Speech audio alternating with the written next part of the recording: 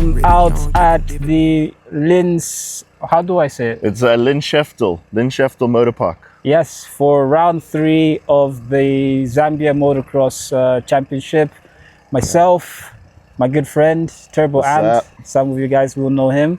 And yeah, this is my first motorsport outing in 2 years or so. So I'm just out here to enjoy a little bit. I came to support Anthony, but Anthony's not racing. He's got a new role now as the Clerk, of course. So he's going to be talking us through that experience. And obviously, I think some friends might be racing as well. Do you know if Nick's racing? Nick Amaranti? Adrian? Nick Adrian might be here. He didn't register, but he most likely will come.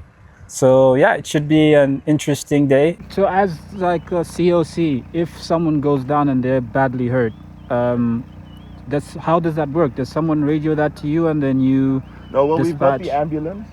Yeah. There'll be track marshals.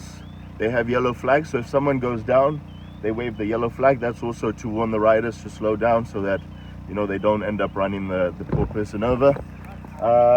And if it is serious, the medics will be sort of watching. We'll actually have a couple of, maybe like 2 or 3 medic teams set up. And generally the marshals also will call if, you know, if they need assistance. But generally, when someone sees a big crash happening, everyone kind of rushes over and just has a look, make sure, sort of checks until the guy gets up, or girl. We do have some girl riders, which is awesome. But yeah, we'll have two medical ambulances basically here today. So yeah, the riders will be in good hands. And yeah, fingers crossed no one gets hurt, really. But at the end of the day, it is motorsport and it is the risk that they're taking. And we just try to minimize that risk as much as we can.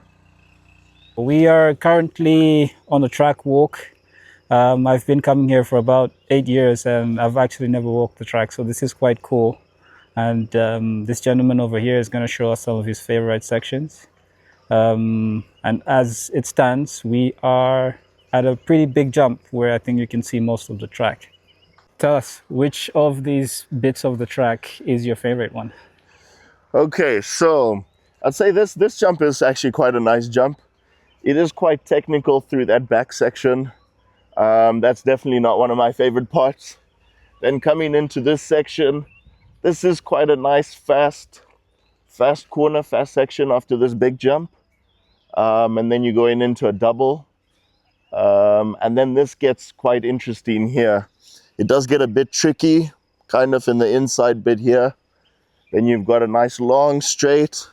That's definitely one of the favorite sections, I think. Funny enough, that's actually one of the sections I had one of my worst injuries on, but we can talk about that later. And then you go over to the back section. It's not, sort of doesn't go too far back into there. Comes around, there's a nice big jump back into the spectator viewing and up to the finish line jump. I'd say that's quite a popular section, just coming over this big jump and then into this finish line jump. Lots of overtaking potential here. I will say that this track is quite tricky to actually overtake. On a day like this, you know, if people can actually make some inside lines, that will help a lot. But yeah, it's not easy. It's not easy to get around your teammates, or I guess opponents. But there are definitely a couple of sections that if you're brave, you can make you move. What would you be doing at this particular point in time if you were riding? Generally, it is quite good to do a track walk as the rider as well. Just see if they've done any changes. A lot of the times, you know, there's times that you're in places like Ndola or Kitwe, and you might not be as familiar with that track. So it definitely does help to do a track walk.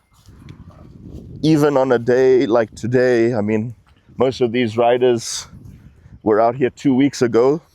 The last weekend, the track was closed for track prep. But, you know, most people here will know this track. This is their sort of home track. they'll be very familiar with it. But it does change every time you're out here. There's changes. There's how the surface is, how the braking bumps are. The braking bumps also how they form over time as the races go.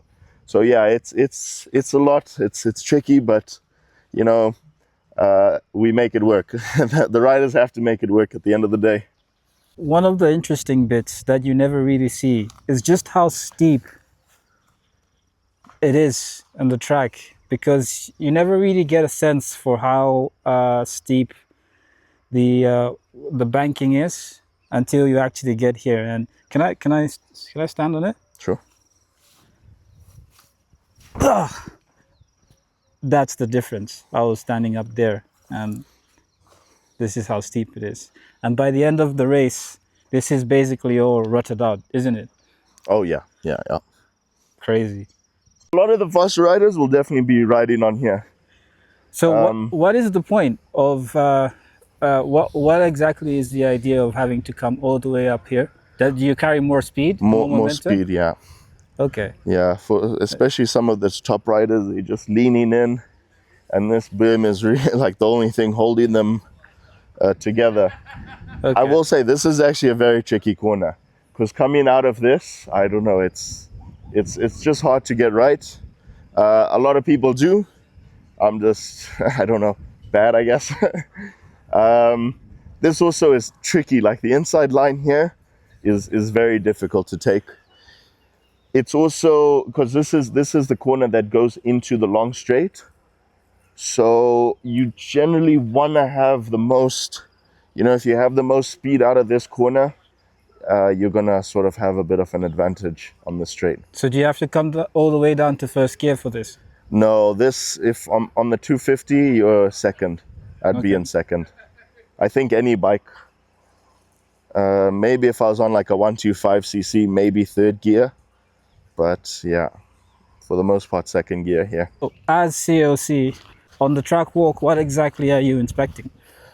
I'm basically looking for anything that's dangerous or like not out of regulation. Some of the regulations are like having the track width 6 meters.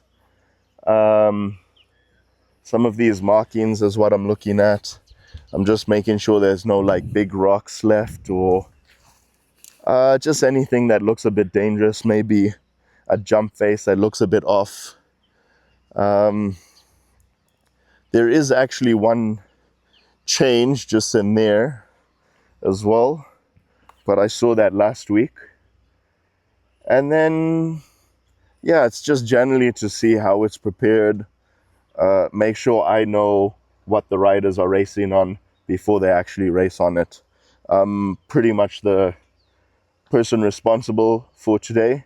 So yeah, it's my job to make sure everyone's safe and, make sure the track is ready for them to ride on, and basically make calls for in the name of safety if need be, to either stop the race or certain things like that. But yeah, to me this track looks amazing. They really do put in a lot of work. It's not easy to sort of get the track to this level. I mean, this doesn't happen every week. This is specifically for the races. We do have a lot of sponsors. Maybe I'll shout those guys out later. But yeah, it's a lot of work, but we're here today and this is what the work's for. And we just looking forward to a good, successful day with, some good racing and lots of laughter and smiles, of course. And I know you've had some pretty big crashes, and I believe we're quite close to one of your biggest crashes somewhere. Well, at least we're quite close to the spot where you've had one of your biggest crashes. So maybe you can tell us about that if you're not. Yeah, it was actually this jump exactly that I'm standing on. It actually used to be a triple, so basically there was like a mound there, a mound in the middle, a mound at the end, and then they just filled it up actually after I had my accident. Basically just messed up a little bit and ended up going off the track. But this is quite a high-speed jump, especially when it was the triple. I was on my 450 four-stroke at the time, and it was pretty much third gear pinned. So quite high speed. Landed a bit wrong, got a bit wobbly, and just messed up, went over the bars, ended up rupturing my large intestine, which I don't think you hear too much. I don't know if you want to see, it's not too bad, but I got a scar from the surgery that I had. So yeah, that was definitely one of my biggest crashes. It was weird because I didn't really, I didn't know the severity of it. It definitely hurt a lot, but I was also losing blood. And the doctors had told me the next day after surgery that I lost 2.5 liters of blood, which I didn't think was that much until they told me that I only had 4.5 liters. So yeah, so there's that. So that was nearly the end of me, but I'm still here, and the jump's still here, and we're still ready to race. And yeah, there was one other big accident that I had this side. Maybe I guess while we're talking about accidents, it was actually this finish line jump here, which has changed as well since. They actually made it bigger. Fun enough. That was also kind of a bit of a freak accident in a sense, not necessarily the jump's fault, but I basically on my 252 stroke jumped, landed on the front tire, and I believe the bike probably came and smashed me on the back and broke 4 ribs and fractured 2. So yeah, that was definitely the most painful accident I had. For anyone that doesn't know, I'm actually extremely squeamish, so I've decided I'm going to take the rest of the day to recover from hearing that. That is crazy. So this is the start line here. Basically, this is where all the riders line up together. These gates will be up. They'll be about, say hi, and you park your bike, line up your bike. And then you've got your 5 where there's a 5 there. There's on the other side, it's 15 seconds. Then you turn to 5, and then between like 2 and 5 seconds, the gates will drop, and then all the bikes got to try and get to the first corner first. So what happens if someone goes before the thing drops? Do they hurt themselves? Generally not. These things can actually flip all the way over. So if the bike runs into them by accident, it's not going to hurt them or not going to hurt the bike. But that will be a false start. And in that case, myself as a clerk, of course, will wave the red flag and they'll come and do a restart. This is scrutineering for you guys. What type of stuff do you check out? Yeah, so this is a scrutineering team. You can see they're checking out that little bike there. They check the spokes, check the brakes, check the chain. They make sure it starts, make sure the kill switch, of course, works. Just check things like grips, the brake levers, make sure everything's the way it's supposed to be. And then if it gets passed, they get a little sticker and they're good to race. Thank you for being here. 3rd round of the year, 3rd round for 2026. Track's looking awesome. I think maybe we can actually start by just giving a big round of applause to all the track prep guys and everyone that's made this event happen. And you can also keep clapping for yourselves because you guys also make a huge effort to come out here and we appreciate that. Actually go to the flags. Okay, flag number 1, red flag. Hopefully we don't see this today. This is just if there's a false start. I put this up. We just come back and line up again and do a restart. That's just in case the starts don't go well. Green flag just for more organizing committees. Yellow flag is the more important one. I hope most of you already know what this is for, but it's for rider down. If you see the flag just like this, it means the rider's sort of on his bike, but still stopped. So again, just caution. If it's waving, it means the rider's down. Either way, if the flag is up, no overtaking, no jumping. Please ride with caution.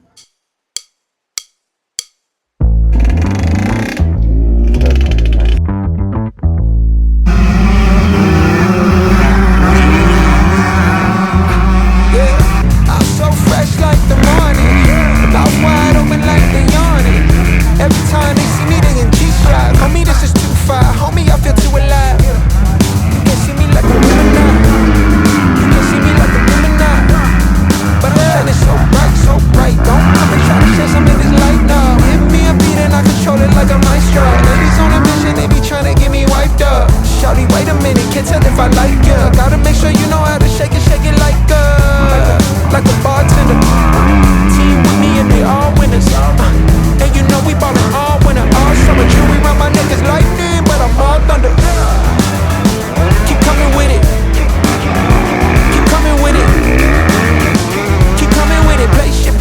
riders that I call, you can come up one by one.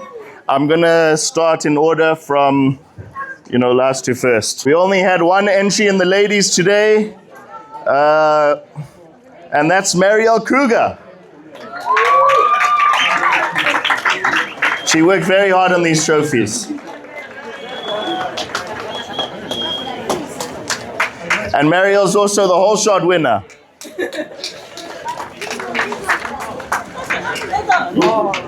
And our top place finisher for the 65cc class and whole shot winner is William Liebenberg.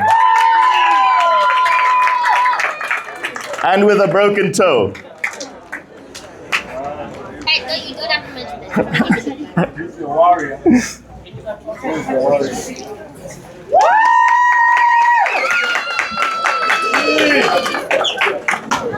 And in first place, Luthando Mbozi.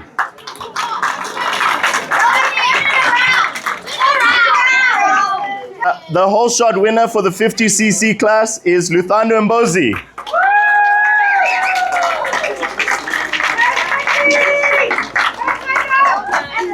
85cc class, we only had one entry. Ianu Balducci.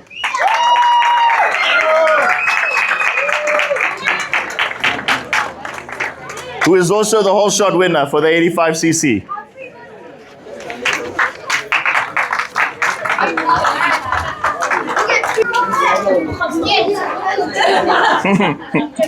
First place with the whole shot as well is Mwemba.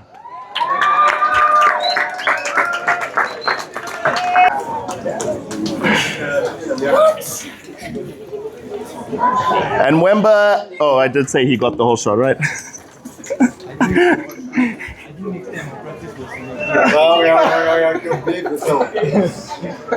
And then our first place rider for MX2, Matthew Pinetown.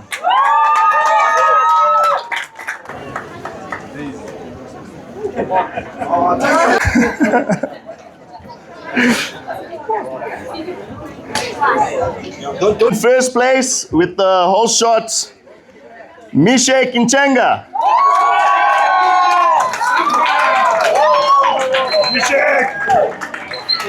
I'm standing next to him. Yeah. Nice one, Reed. How you got it? Yeah, spray. First place with an amazing ride, I must say, and also the whole shot winner for the Vets and Masters is Hayden Jacobs. Very well done. Let's hit him now. If he doesn't go fast for the next race. The last place